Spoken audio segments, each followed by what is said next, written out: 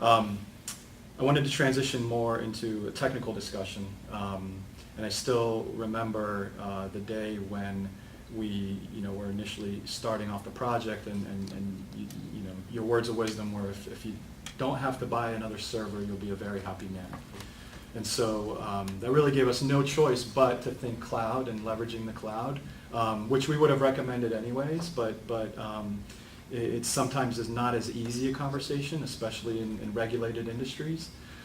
What, if anything, what gave you that confidence so early on that the cloud was the way to go?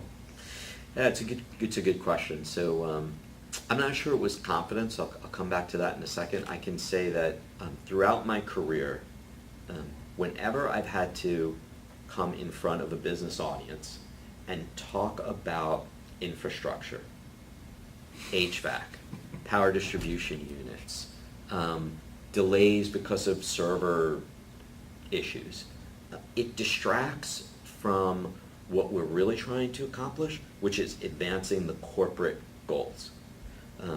So I wanted to figure out a way, I was searching for a way to try to not have those conversations anymore, to take very valuable business time and focus on capabilities and discussing capabilities and sequencing of capabilities, not talking about,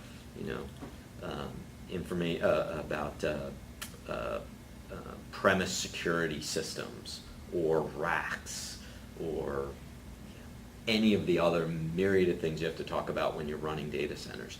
And the cloud had increasingly emerged in 2014, 2015 as a potential solution to that.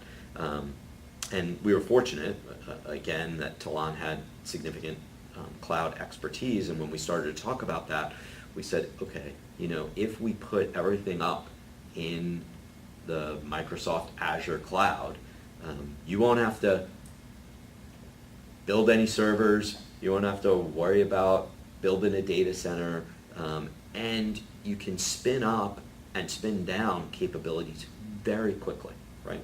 Push of a button, server's provisioned, we can experiment, take that server down very inexpensively. I don't have to worry about capital expenditures and all this sort of stuff that you get into. And so that's been for us, it's been a huge differentiator and has allowed, and I think will continue to allow, small and mid-sized businesses to compete with the big guys. I think to a certain extent, business has really changed. 20 years ago, you had to get big in order to have scale. And you needed scale because you had to bring down your cost per unit. It was just the fundamental nature. Well, today, you can be tiny, and by leveraging the Azure cloud, you can be just as big as the big guys. You don't need to get big to have scale, because you get scale right out of the box, right? And so I think business has fundamentally changed in that regard. Now, to our discussion earlier, we're a highly regulated business and a highly regulated industry, and not only did we go to the cloud, but we went to the public cloud.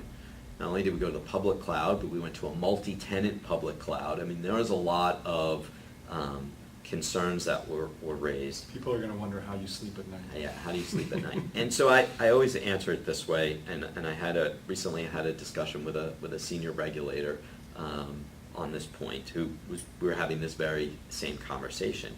And I said, fundamentally, who do you think is better at protecting and guarding the infrastructure?